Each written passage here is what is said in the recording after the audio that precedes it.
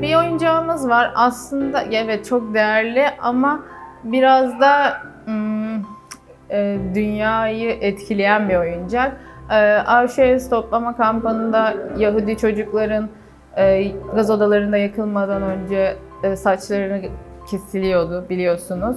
O kesilen saçlardan da bir bebek yapıyorlar. Bebekleri yapıp Alman subaylarının çocuklarına hediye ediyorlarmış. Yani bir çocuğun yaşamı bir bebek ya bir çocuğun sevinci oluyor. En özel parçamız bu oyuncak ama biz bunu hani nasıl söyleyeyim mutlu anlatamıyoruz. Bu bir insanlık suçu. Öyle söyleyebilirim. Gerçek saçlı bebek olarak geçiyor vitrinlerimizde. Bu oyuncak müzemiz için değerli ama insanlık için de biraz üzücü bir oyuncak. Sadece biz burada yaşanılan olayı insanların bir daha yaşamaması ve böyle bir şeyin yaşanmış olduğu için burada sergiliyoruz. İşte tam da böylesi öyküleri dinlemek için bu belgeseli yapıyoruz.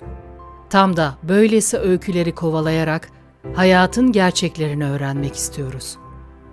Müzelik Öyküler belgeselinde dinlediğimiz en gerçek ve en acı öykü bu olabilir. Gidin ve Anadolu Oyuncak Müzesi'ndeki o bebeğe bakarak tarihin karanlık yönüne tanık olun. Alman kültüründe bir çatı arası kültürü var. Bütün eşyalarını çatı arasında saklayabiliyorlar ama bizim Türk kültürümüzde bütün oyuncakları ihtiyacı olan kuzene, komşuya vesaireye veriyoruz. Biz oyuncak saklama kültürümüz yok. O yüzden kimsenin evinde oyuncak olmadığına eminim kendi oyuncağı. Nadirdir belki de. Burada kendi çocuklarını getirip oynadıkları oyuncakları gösterebilirler. Bu konuda bence güzel bir etkinlik olabilir. Müzelerin öyküleri vardır ve Antalya Kepez'deki Anadolu Oyuncak Müzesi'nin öyküleri sizi gerçekten büyüleyecek. Mesela Mickey Mouse'un yaratıcısı Walt Disney'in öyküsünü dinlemenizi ve o öyküdeki oyuncaklardan birini görmenizi tavsiye ederiz. Walt Disney çok yetenekli biri. Akademi sınavlarına giriyor ve bir şekilde hiç başarılı olamıyor ve bütün parasını bu sınavlara girmek için harcıyor. Daha sonra kalacak yeri olmadığı için bir kilisenin odunluğunda kalıyor ve farelerden acayip korkuyor. Son yemeğini, yani karnı aç olmasına rağmen son yemeğini fareleri veriyor ki bu fareler bana yaklaşmasın, ben de rahatça uyuyayım. Daha sonra düşünüyor ki ya ben bu farelerden korkumu yeneceğim, ben onları kafamda bir karikatürize edip daha sevimli hale getireyim deyip Mickey Mouse'u yaratıyor. Yani Mickey Mouse böyle yani bir korkunun bir sevimli bir karaktere dönüşmesiyle oluşuyor ve dünyaca ünlü Walt Disney oluşuyor ve müzemizde göreceğiniz Mickey Mouse, Walt Disney'in ilk yaptığı Mickey Mouse'lardan peluş olarak çok değerli bir oyuncak. Müze o kadar büyük ki, o kadar güzel oyuncaklar var ki, orada geçirdiğiniz her saniye çok değerli.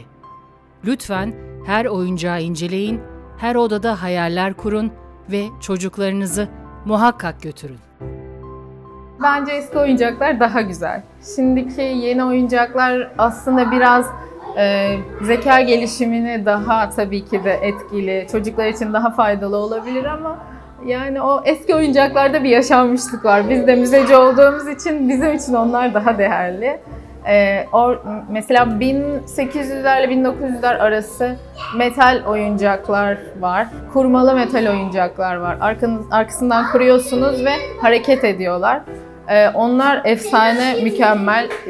Burada kurmalı oyuncaklar vitrinimizde de göreceksiniz. Hepsi birebir çalışıyor. Biz zaman zaman vitrinleri açıp temizlediğimizde oynuyoruz. Yalan yok. En sevdiğim vitrin ve en sevdiğim oyuncak köşesi orası. Müzelerin öyküleri vardır ve bu belgesel o öyküleri kovalamak için ülkenin her karış toprağını gezmeye devam edecek. Çünkü şimdi dinleyeceğiniz öyküyü her zaman duyamazsınız. Kurşun askerler küçük kalıplara dökülüp oradan çıkarıp kurumasıyla oluşuyorlar ama şurada şöyle bir hikaye var.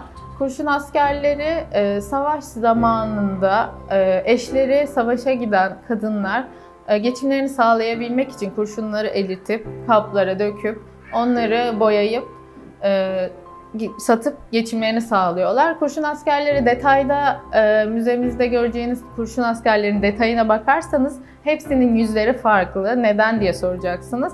Onların hepsini farklı bir çocuk boyadığı için yüzlerini tamamen çocukların hayal gücüne bıraktıkları için bütün kurşun askerlerin yüzleri farklı.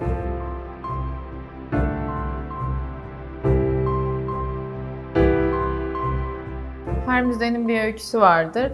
Bizim müzenin öyküsü de biz 1961'de açılan dokuma iplik fabrikasının kreşiydik daha önceden.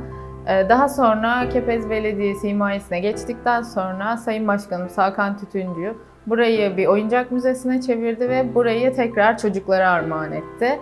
Daha öncesinde fabrika 2 vardiya çalıştığı için çocuklara bakabilme sorunu yaşandığı için aileler de buraya kreşe bırakıyordu çocuklarını. O şekilde daha sonra yine burayı çocuklara armağan ettik. Müzenin kuruluş öyküsü bile oldukça anlamlı. Çocuklar için kullanılan bir binayı yine çocuklara armağan etme kültürü zaten bu toprakların hamuruna işlemiş bir kültür. Teşekkürler bu müzeyi kuranlara. Teşekkürler çocukların yüzünü güldürenlere. Bizim ahşap odamızda tamamen ahşap oyuncaklarımızın içinde bir atımız var. Ama bu atımız matbu kağıtların sıkıştırılmasıyla yapılıyor. Matbu kağıtlar ne? Artık kağıtlar. Ve biz bunun tarihini üzerindeki gazetelerden görüyoruz. 1800'lere ait bir at oyuncağımız var. Ve sadece kağıtların sıkıştırılmasıyla ve tutkalla birlikte şekillendirilip o hale getiriliyor. Puppy Marche Puppet olarak da adlandırıyor. Kuklaların kafaları da aynı şekilde yapılıyor ve dönemin stil zevkine göre giydiriliyor. Atık kağıtlardan yapılan oyuncakların, halılara sarılı halde bulunan oyuncakların, birbirlerinin kültürlerini öğrenmek için hediye gönderilen oyuncakların öyküleri var bu müzede. Şöyle, biz bu atı Almanya'da bulduk ama şöyle oluyor.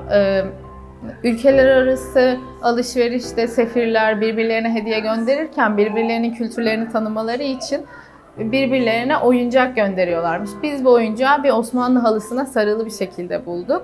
O yüzden hani birbirimizin kültürünü tanımak amacıyla bizde de mutlaka Alman oyuncakları var. Almanya bu konuda zaten oyuncak konusunda çok iyi.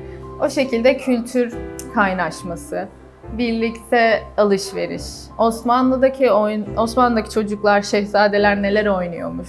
Almanya'daki şehzade demeyeyim artık, onların da çocukları neler oynuyormuş gibi böyle oyuncaklarımız var.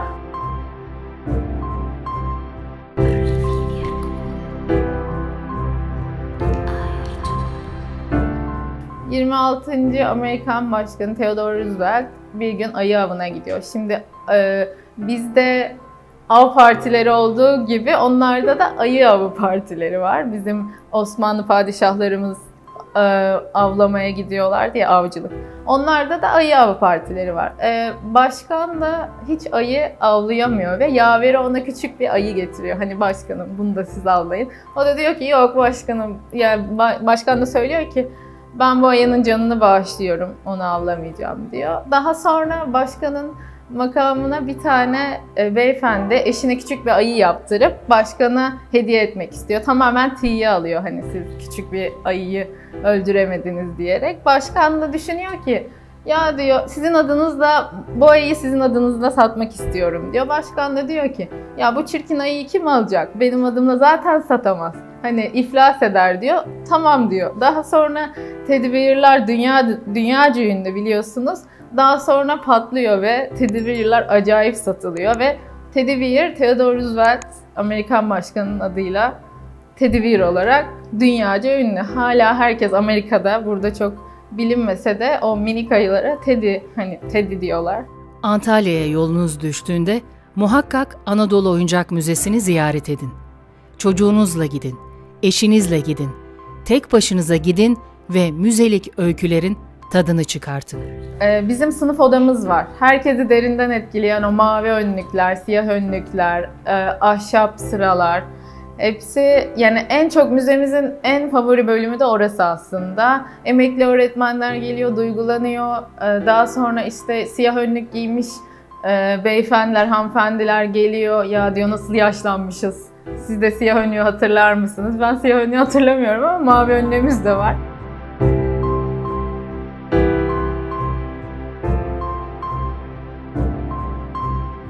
Her müzenin öyküsü var ama bizim müzemizin birçok öyküsü var. Çünkü bizim birçok oyuncağımız var. Şimdi size burada anlatmakla bitiremem.